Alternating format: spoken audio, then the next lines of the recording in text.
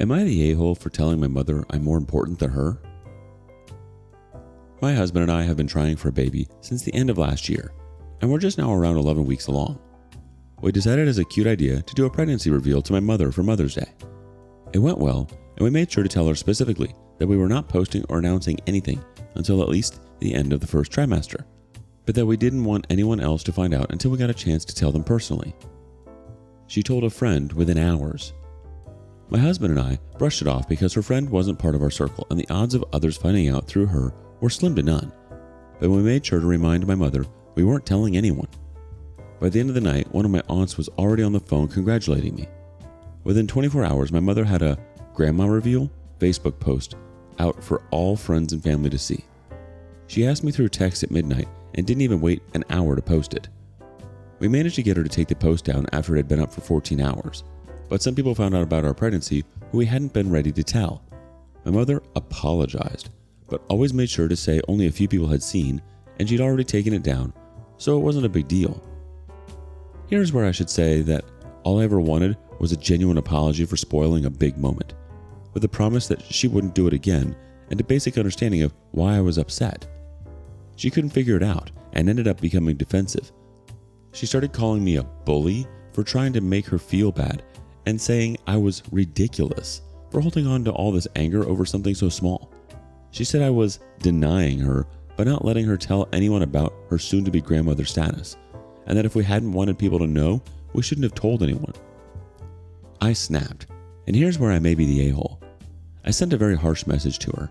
I said she had the emotional maturity of a 5-year-old and a complete disregard for anyone's feelings but her own. That soon-to-be mother trumped grandmother. That she wasn't the priority here. I was, and I was tired of catering to her feelings while she stepped all over mine. I told her the only person I shouldn't have told was her, since no one else seemed to have trouble keeping the secret. I also threatened that if she wanted to continue being a part of my life, then she needed to learn how to think of other people and how her actions might affect them. My husband fully agrees with me that this has gone on long enough and we need to set very clear boundaries and expectations. But my sister thinks my message was mean and I should have been nicer in my delivery. My mother obviously thinks I'm a major a-hole for this, but I'm not sure I even care about her opinion anymore. So, am I the a-hole for telling my mother I'm more important than her? Because it addresses a situation that ought to be joyful and exciting but is tainted by the betrayal of trust and respect, your post touches a nerve for many people. Let's start by directly answering your query. Are you the a-hole for telling your mother that you are more important than she is in the circumstance? Without a doubt, it is indeed your and your husband's moment that you are carrying and getting ready to bring into this world. You should plan the happiness, the trepidation, the eagerness, and even the revelation to others. Your mother violated your clear instructions and betrayed your trust. Her behavior suggests that she values her desire to spread the news more than your desire to decide when and how it is spread. Who has the most influence over the particular issue is the important question, not who is more significant overall. You do. Your delivery, though, could have used a little more class. While it's understandable that you hit a breaking point and vented your frustrations, this might cause things to get even tenser down the road. The best course of action is to speak with her directly about the problem and establish firm boundaries. However, speaking negatively about her could make things worse. The criticism from your sister that the way you delivered your message could have been nicer has some merit. Without using insults or slurs, you can express your displeasure and set boundaries. Try to remain composed, show your mother respect, and be firm in your demands in the future. You might want to limit the information you share with her if this boundary-pushing behavior persists in order to prevent a recurrence of the scenario. She must comprehend that complying with your wishes is not a rejection of her grandmotherly role, but rather a necessary component of upholding a positive, respectful relationship. Let's see what the community thinks. Insomnicat X says, not the a-hole and ignore your sister.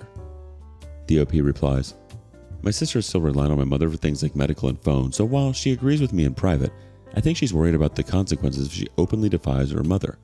I'm not holding anything against my sister because just a few years ago, I was in the same position, but I think our fear of losing our mother's support let us enable her for too long. I think she fully believes she is the most important person in the world now. Illustrious Shirt 569 says, not the a-hole. If you have any opinions about limiting information about children on their photos or social media, this is going to get much uglier. DOP replies, that was my exact thoughts too. My husband and I are not active on social media, and the idea of random strangers having access to pictures of my baby have me uneasy as heck. I guess this is sort of my line in the sand major boundary to test her willingness to work with me in the future. Let's move on to another potential a-hole needing some advice. Am I the a-hole for telling my grieving ex-mother-in-law not to move closer to her own granddaughter? My 40 female ex 40 male left our daughter Zoe and I very abruptly 6 years ago and moved from the US to another country with his affair partner. His mom, mother-in-law, was initially sympathetic, but when affair partner got pregnant, she moved to their country to be closer to her grandchild. He and affair partner later got married and had another baby. It did feel like a betrayal at the time from Zoe's point of view. She lost her dad as well as her grandma. She would visit her dad on some school breaks and part of summer and see her grandma there, and we'd keep in contact via FaceTime, but it wasn't the same. However, by that point I was marrying my second husband, whose family adores Zoe, so that softened the blow. We also moved to a different state. My ex passed away in 2021, which was devastating for all of us. Initially, mother-in-law stayed on to support her young grandsons and my ex's poor grieving wife. But without my ex there are some immigration visa issues, so she's choosing to move back to the US. She called me and said that she had decided to move to our state to be closer to Zoe, now 12. She has no other connections here. I said, we'll be happy to invite you to birthdays and maybe get together for Christmas Eve, but that our family is busy these days and Zoe is about to enter her teenage years, so she should take that into account. She started talking about wanting to spend a lot more one-on-one time with my daughter. I said, frankly, she'd lost the right to demand one-on-one access years ago, and she should bear in mind that Zoe was ambivalent at best about her, and with her entering her teen years, that probably wasn't going to change. Mother-in-law said she was grieving, and this was her late son's old daughter and her blood. I said she had all but abandoned Zoe just as her son had, and she couldn't expect to just pick up where she left off, and that Zoe now had step-grandparents who played a part in her life that mother-in-law had effectively left vacant. I said she could move where she wanted, that was her choice, but don't count on this relationship.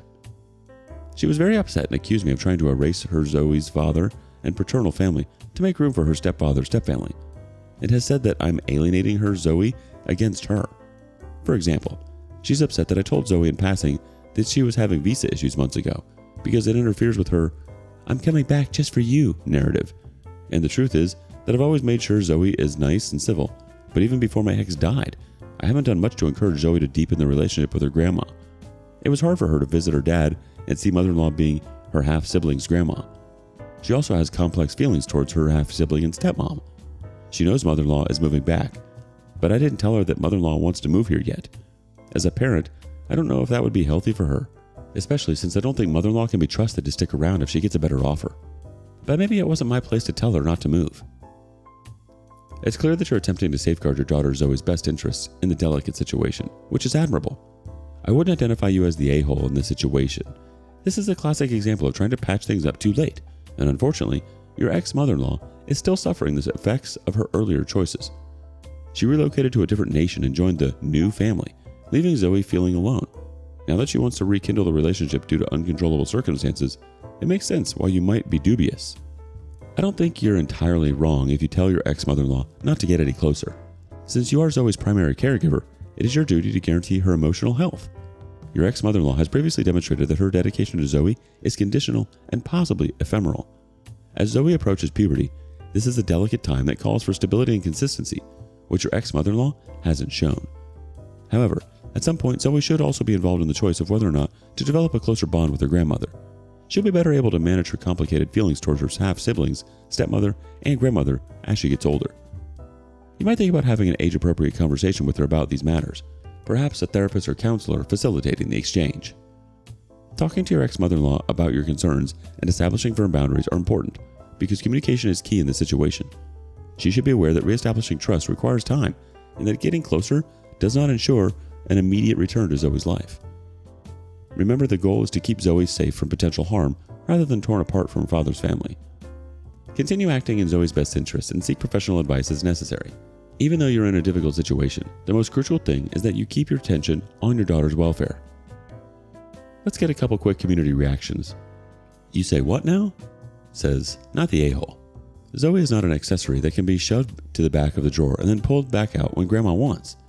Had ex-mother-in-law's son not died, she would never have contemplated moving back nor making any real effort to be closer to Zoe. Zoe is not her consolation prize now that her son has died and visa issues means she can't stay with a second family. Bug Old Trouble wants to chime in. Not the a-hole. You told her she could do what she wanted, but do not count on Zoe's mandatory attention. That's just setting a healthy expectation for a teen who might feel abandoned by her grandma. You could have said it more gently, but you have every reason to feel heated on your daughter's behalf too. At the end of the day, you're just setting expectations so mother-in-law can make the right decision for herself. Let's move on to the next poor soul needing help. Am I the a-hole for banning my sister-in-law from my house over tomato sauce? I, 28 female, have an older brother, 32 male. He is married to sister-in-law, 33 female. I get along with her well, except for this one point. If you don't keep an eye on her, she will get into the kitchen and add seasonings to whatever is cooking. She thinks she is fixing stuff, but not all foods need turmeric in it. This Saturday, I received 40 pounds of tomatoes. It took me the whole weekend to turn it into a sauce that I was planning to can. I can it plain, then add whatever seasonings and herbs it needs, depending on the recipe. They came to take a bag of spare clothes for one of their kids, and in the 5 minutes it took me to get it, she managed to get into the kitchen, add salt, pepper, turmeric, olive oil, garlic powder, and Italian herbs to all 5 of the pots that were simmering on the stove. And when I asked her what she was doing, she had the audacity to say, "This sauce needed some taste. I added it for you." Like I've never told her to not touch what I was cooking before. I was so angry that I knew I couldn't be calm talking with her. So I simply walked to my brother, told him to take the clothes and his wife, and that she is no longer welcome in my house. She had followed me, was shocked, started apologizing, but I just ignored her. I added that he should come by tomorrow to take the sauce his wife ruined, because otherwise it would be thrown away, and that I expected 40 pounds of replacement tomatoes. They left. He came back with the tomatoes, an apology letter from her, and an apology carrot cake, my favorite. But I told him that I stand by my decision. Now my parents got involved, since I'm the one that usually hosts, and since she is not allowed in my house. I told them to make alternate plans for Memorial Day. My husband says that I am in the right, but my parents say that my reaction is way overblown. So am I the a-hole? Edit. Since there seems to be some confusion, I'm not planning to host for Memorial Day and not invite her. I said I'm not hosting. My parents or my brother should host, and I will attend as a guest. I might be angry, but I don't want her excluded. Let's see what the community reacts. Do I want to know 6417 says, if you don't keep an eye on her, she will get into the kitchen and add seasonings to whatever's cooking. She managed to get into the kitchen, add salt, pepper, turmeric, olive oil, garlic powder, and Italian herbs to all 5 of the pots that were simmering on the stove. Like, what the F? This is so boundary disrespecting, disrespectful, and insulting to what you're cooking. And it wasn't even for her. Not the a-hole for being furious. I do think she's learned her lesson though. The OP replies, she thinks we don't season enough. But here's the thing. If I'm making Indian or Chinese, I toast the spices and grind them with a mortar and pestle. My Ethiopian friend says that I make spicier food than her mom. But if I'm making mac and cheese, a burger, or mashed potatoes, of course I'm only using salt and pepper because usually the flavors are in the sauce or gravy. The Fireflies says, even if you didn't season at all, her behavior is completely wild. Who seasons food that are not only not cooking, but not even eating? Who cares if your tomato sauce is totally bland? You already have good advice, but I'm so fascinated by the pathology of this. What the hell is going through her head? Is it an impulse issue? Does she just think she's a better cook than everyone else? Bizarre. Successful Duck 2459 chimes in. So not the a-hole. She's crossing boundaries, poking into something where she doesn't belong. There's all kinds of wrong with messing with someone else's cooking. What if you were making something for someone allergic to turmeric? Good on your brother for replacing the tomatoes and on her for apologizing. That said, you're still in the right for banning her from the house, especially if that has happened multiple times and you have been clear with her that it's not acceptable. If you are thinking about letting her back in, I'd make sure that the apology is a real apology first, not, I'm sorry your feelings were hurt, but something which takes responsibility for her actions. I added seasoning to your giant tomato sauce project without asking. This was out of line and I shouldn't have done it. It's my fault and I'm sorry. In the future, I'm planning to not enter your kitchen unless invited. You're not the a-hole. It is disrespectful and intrusive that your sister-in-law consistently ignores your boundaries, especially in your own kitchen. A person's kitchen can be a very private place, so interfering with their cooking is a big intrusion, especially if they're working on a big project like yours. She also caused you real loss and disruption due to the time, effort, and planning that went into making your tomato sauce. But the problem goes beyond the spoiled sauce. She doesn't seem to be able to respect your wishes in your own home, and it appears that this is a recurring pattern. It's admirable that your brother accepted responsibility by supplying replacement tomatoes, and it's positive that your sister-in-law apologized and made an effort to make things right by bringing over a carrot cake. But rather than simply making amends after the fact, the key here is to identify the problematic behavior and change it. Even though your response is understandable, some people might find it harsh. The situation might worsen if you permanently forbid her from entering your home, especially if it is a frequent gathering place for the family. I advise you to wait a little while, let everything settle, and then bring up the subject again. If you decide to end the ban in the future, think about establishing firm boundaries and open lines of communication regarding what is and isn't permitted in your home, particularly in the kitchen. It's crucial to ascertain whether she truly comprehends the causes of your annoyance and whether she genuinely wants to stop her intrusive behaviors. Not the sauce, but respect and understanding are the important factors to keep in mind. I wish the best of luck to you and your family. What do you think? Let us know in the comments below. And thanks for watching today's video, rLounge fam. If you enjoyed it, don't forget to like and subscribe. See you next time.